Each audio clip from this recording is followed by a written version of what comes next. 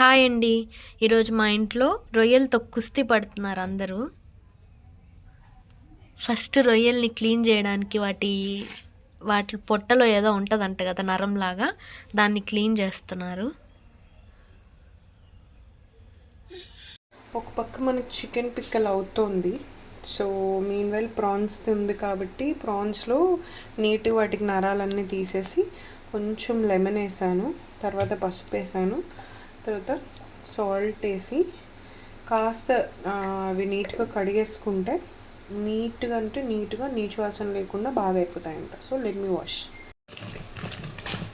బాగా కలిపి ఒక 2 minutes అట్లా ఆర్ 1 minute, అంటే ఆ నిమ్మకాయ పసుపు అంతా వీటికి పట్టగానే నీచు ఉండేదంతా మనకు వచ్చేస్తుంది అనమాట. సో అలా బాగా కలిపేసుకొని ఇప్పుడు వాష్ చేసేసుకుందాం.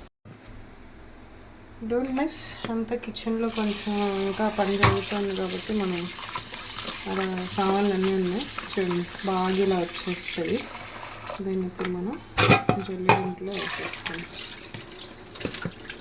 ఇలా ఒక 2-3 times కడిగేసుకున్నాము అంటే ప్రాన్స్లో ఉండే నీచు వాసన అంతా వెళ్ళిపోతుందంట. మేము ఎక్స్పర్ట్స్ కాదు, నేనైతే ఫస్ట్ టైం ఇది రొయ్యలు చేయడం. బాగా కడిగేసుకున్నాం. ఇది బికాజ్ చికెన్ మటన్ వాటికంటే ప్రాన్స్ చేపలు కొంచెం నీచు వాసన ఎక్కువ ఉంటాయి కాబట్టి ఇలా మనం కడుక్కోవాలి. సో ప్రాన్స్ అంతా నీట్గా మనకు తెల్లగా వచ్చేస్తాయి ఇలాగా.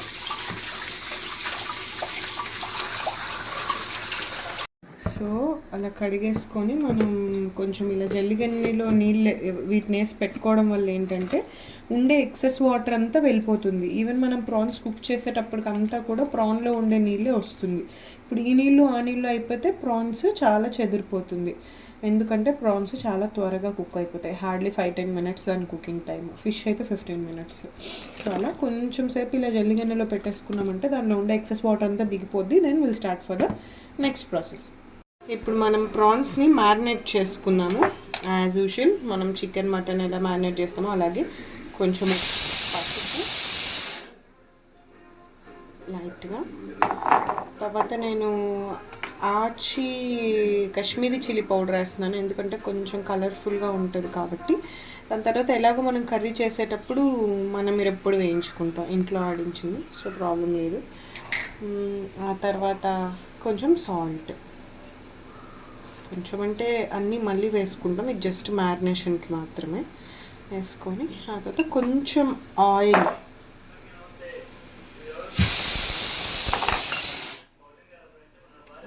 కొంచెం ఆయిల్ వేసేసుకొని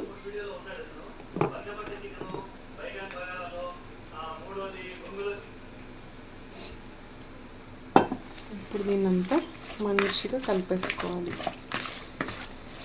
ఇంకేం వేయనవసరం లేదు, బికాస్ ప్రాన్స్ చాలా డెలికేటెడ్గా ఉంటాయి. మనం ఎక్కువ వీటిని కుక్ చేయనవసరం లేదు. ఎక్కువ మసాలాలంతా పట్టుకోవడానికి ఎక్కువ టైం ఏం పట్టదు. అన్నీ మనం కర్రీలో వేసేటప్పుడు యాజ్ యూజువల్గా అవన్నీ పట్టేసుకుంటుంది కర్రీ, అదేమి ప్రాబ్లం ఉండదు. సో ఓన్లీ ఉప్పు, పసుపు, కారం, లైట్గా ఆయిల్, ఎందుకంటే వాటర్ వేయకూడదు కాబట్టి అలా మ్యారినేట్ చేసి పెట్టేసుకుంటాం. ఒక 10-15 minutes తర్వాత మిగిలింది మనం చేసుకుందాం. ఈ లోపల మా మమ్మీ ఆనియన్ తర్వాత పచ్చిమిర్చి కట్ చేసి పెట్టేస్తారు. మన రొయ్యల ఇగురు అని చెప్తా కర్రీ కంటే కూడా, దానికి కావాల్సిన ఇంగ్రీడియంట్స్ అని మా మమ్మీ రెడీ చేసి ఇచ్చేసింది.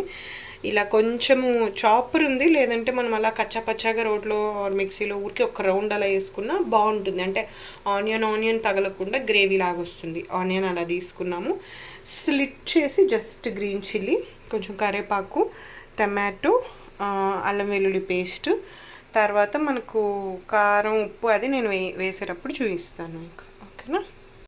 సో ఫస్ట్ ఆయిల్ వేసేసాను, నేను చూపించలేదు. సో ఆయిల్లో మనం కచ్చాపచ్చాగా దంచలేదు, బట్ చాపర్లో వేయడం వల్ల బాగా చిన్న ముక్కలు అయిపోయాయి, నోటికి అయితే తగలకుండా నీట్గా అయిపోతుంది. ఫస్ట్ ఇది వేసుకుంటున్నాము.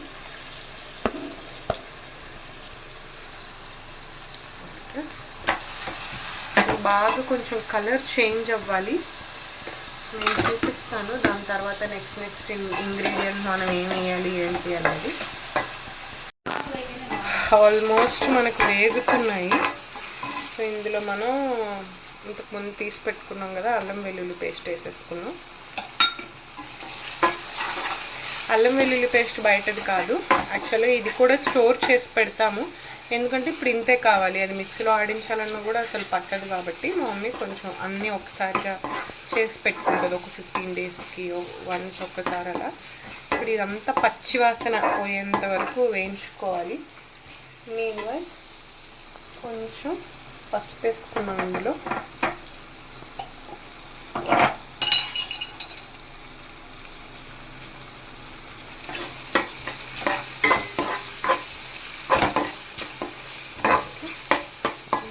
కలర్ చేంజ్ అవుతుంది అండ్ తెలియకుండానే మన పెద్దవాళ్ళు మన వంటల్లో చాలా వరకు ఆయుర్వేదిక్వి మెడిసిన్ లాగా యూస్ చేశారు. అందులో ఫస్ట్ పసుపే, యాంటీబయోటిక్ లాగా ఏమీ ప్రాబ్లం రాకుండా ఉంటుంది. సో దీనిలో నుంచి ముందు మనం తరిగి పెట్టుకున్న పచ్చిమిరపకాయలు వేసుకుంటున్నాం.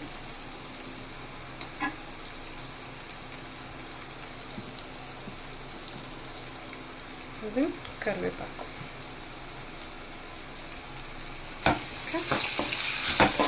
కొంచెం మందంగా ఉండే బాండలు తీసుకుంటేనే మనకు బెస్ట్. ఇవేవి అడుగంటకుండా మనకు పని అయిపోతుంది. నాన్ స్టిక్ ఎంకరేజ్ చేయకూడదు. సో ఉన్న నాన్ స్టిక్లు చాలా వరకు తీసేస్తున్నాం, రీప్లేస్ చేస్తున్నాం. అండ్ ఈ అల్యూమినియం బాండలు కూడా తీసేయాలని బట్ కొన్ని రోజులు అన్నీ రీప్లేస్ చేయాలంటే స్లోగా ఒక్కొక్కటి రీప్లేస్ చేస్తూ ఉన్నాం. సో ఇది ఇలా అవ్వనివ్వండి. ఇది కొంచెం ఆ పచ్చివాసన పోయేంత వరకు వేగేసిందంటే చూసారా, మనం జస్ట్ ఊరికే ఆనియన్ని కట్ చేసుకున్నందుకు ఈ చాపర్లో లైట్గా గ్రైండ్ చేసినందుకు ఇలా గ్రేవీ టెక్స్చర్ వచ్చేస్తుంది. అదే డిఫరెన్స్. సో ఇది పచ్చివాసన పోయి లైట్గా మనకు మంచి స్మెల్ వస్తుంది.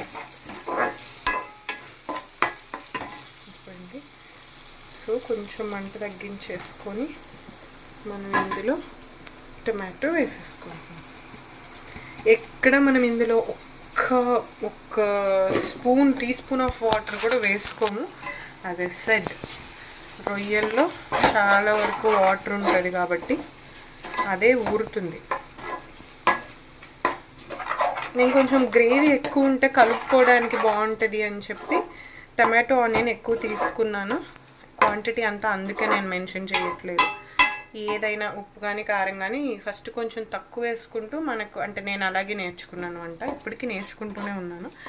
మన టేస్ట్ని బట్టి చూసుకుంటూ వేసుకుంటే అంతే చాలా, అన్నీ పర్ఫెక్ట్గా ఉంటాయి. ఇప్పుడు మన క్వాంటిటీని బట్టి ఒక్కసారి అటు ఇటు అవుతుంది, బట్ అలా చేస్తూ ఉంటే మనకు ఒక ఐడియా వచ్చేస్తుంది అంతే.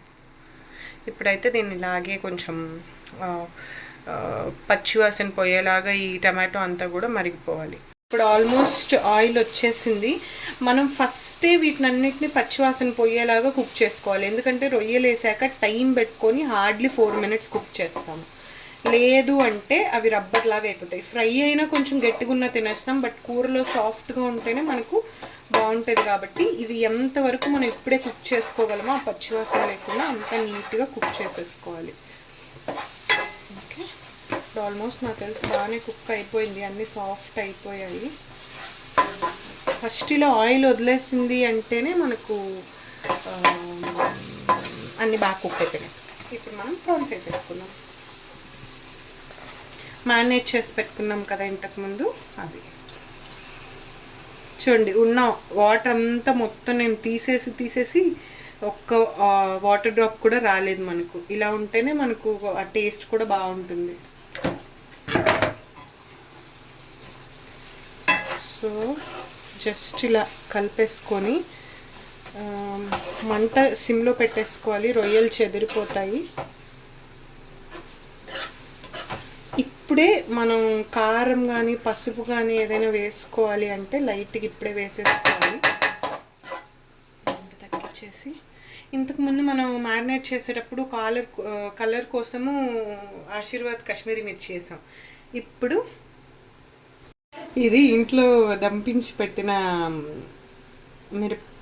కారం, ఓన్లీ మిరపకాయలు వేసాం. ప్రతిసారి మా అమ్మ ధనియాలు కూడా వేసి ఆడిస్తుంది, బట్ వద్దు ఈసారి ఇలాగే ఆడిద్దామని.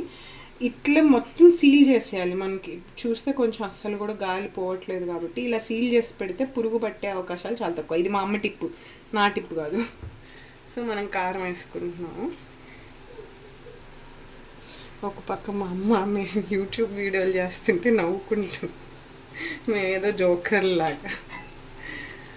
సో మనం అప్పుడే చూడొచ్చు లైట్గా మొత్తం అంతా నీళ్ళు ఊరుతుంది సైడ్లంతా. ఇప్పటికి ఇది వేసాను. ఒక 2-3 మినిట్స్ తర్వాత మళ్ళీ మనం టేస్ట్ చూసి ఉప్పు కారం వేసుకున్నాం. సో సాల్ట్ కూడా నేను మ్యారినేషన్లో వేసిందే, వేయలేదు కాబట్టి ఇంతే వేస్తున్నాను. యాజ్ ఐ సెడ్ టేస్ట్ చూసుకొని మళ్ళీ వేసుకోవాలి. కొంచెం ఎక్కువైనా కూడా కష్టమైపోతుంది కాబట్టి ఇప్పుడు ఇవి కొంచెం అలా నీళ్ళు మొత్తం ఊరే వరకు వదిలేద్దాం. మూత కూడా పెట్టట్లేదు నేను, సిమ్లో, ఫుల్ సిమ్లో పెట్టేస్తాను. దాని తర్వాత టేస్ట్ చూసి ఉప్పు కారం వేసుకుందాం. ఓకే.